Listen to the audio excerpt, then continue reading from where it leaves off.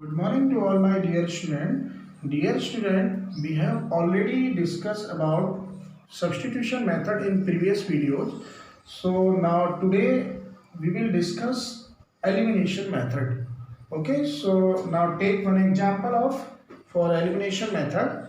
Now x plus y is equal to 5, equation first, and second is 2x minus 3y is equal to 4, my equation second, right.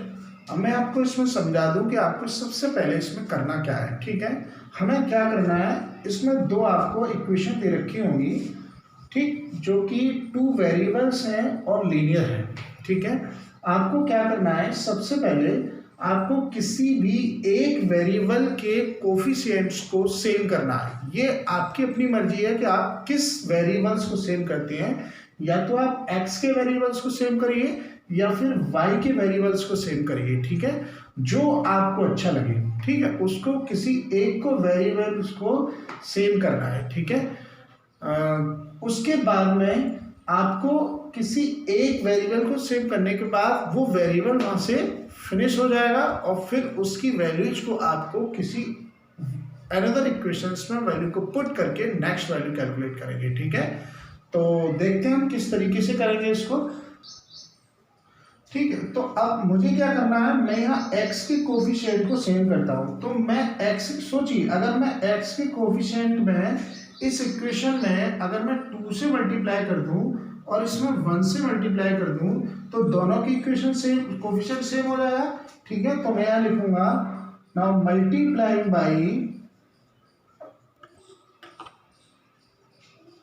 By 2 in equation first and multiplying by 1 in equation second. ठीक है, अब मैंने क्या किया, multiply कर दिया first equation में 2 से एंड सेकेंड इक्वेशन में 1 से।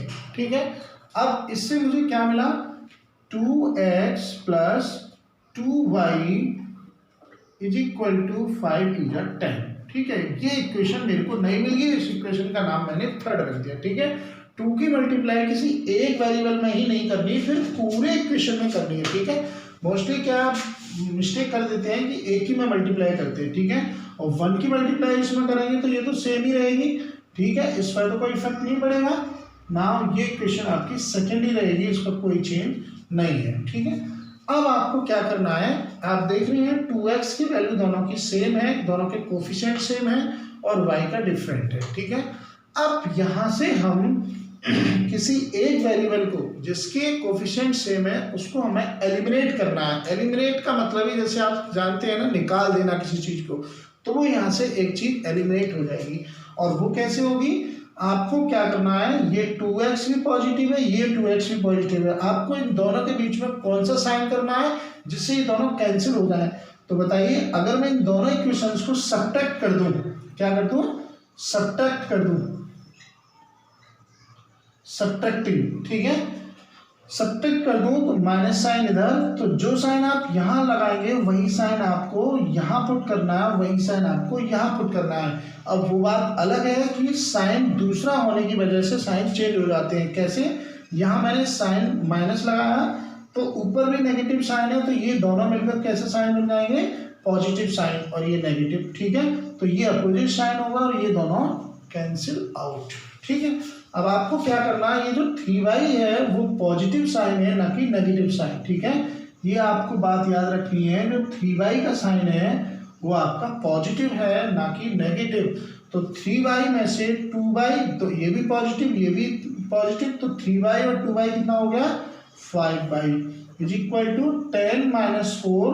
अब ये भी किसका हो गया, नेगेटिव साइन हो गया इसका भी, तो ये कितना हो गया, 10 माइनस 4 दैट इज 6।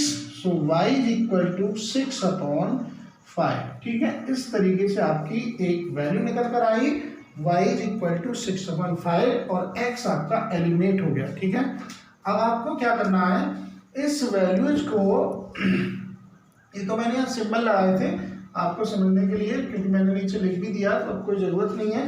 ठीक है, अब इस वैल्यू को आपको पुट करना है। Now put the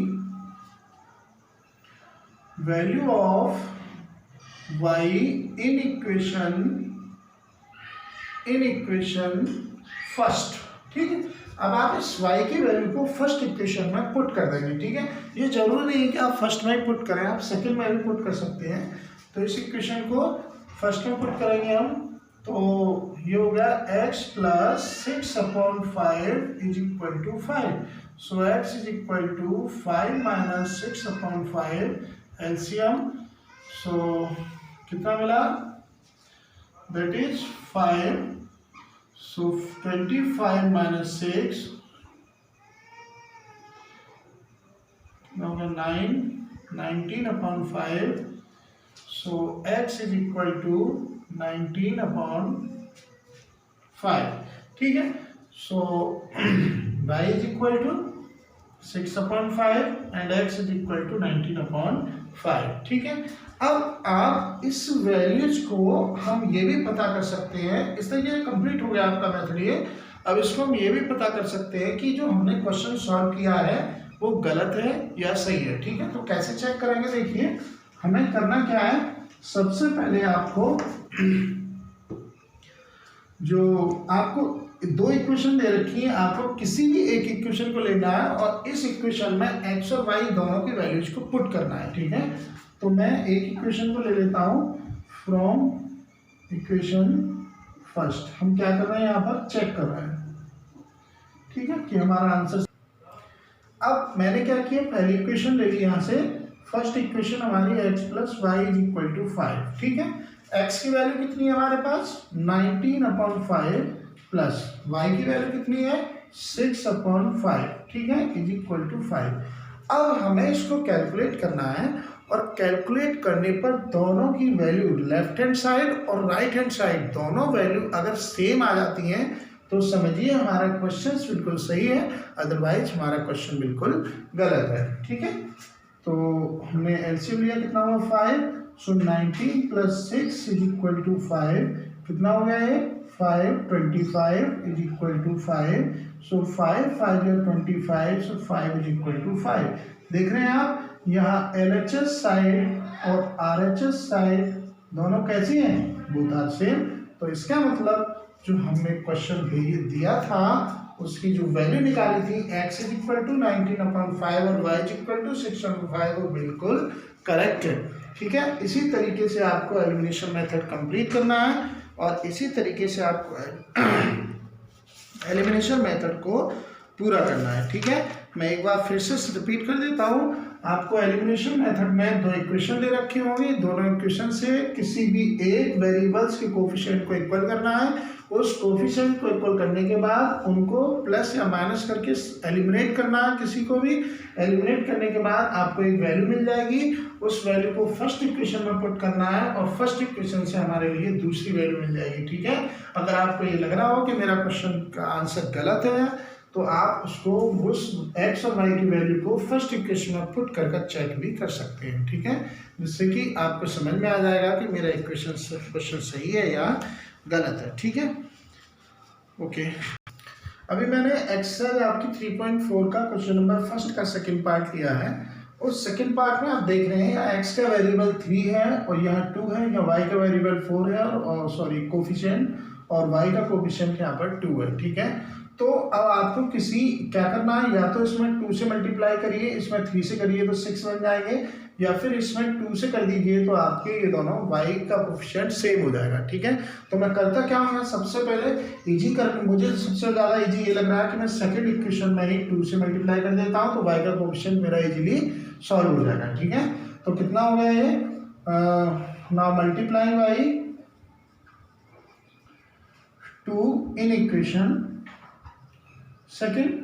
so 3x plus 4y is equal to 10, first equation तो है ही, और 2 2 जा 4x माइनस 2 2 जा 4y इज इक्वल टू 2 2 जा 4 इक्वेशन थर्ड हो जाएगी आपकी। ठीक है, अब मैं दोनों को क्या कर दूं, अगर मैं दोनों को ऐड कर दूं तो देखिए ये दोनों साइन कैंसिल हो जाएंगे क्योंकि प्लस माइनस माइनस ही रहेगा, और 4 और 3 कितना हो जाएगा 7x, और ये कितना हो गया 14, so x is equal to कितना हो गया 14/7, 7 2 जा 14, so x is equal to 2, right. So इसकी वैल्यू को हमने पास पुट किया तो कितना आ गया y is equal to 1, so that is x is equal to 2 and y is equal to 1। ठीक है, इस तरह से आप चेक भी कर सकते हो। 3 दूनी 6 और 4 10 हो गया, क्लियर। ठीक है, इसी तरीके से आपको सारे क्वेश्चन सॉल्व करने हैं। Okay, take care, bye bye.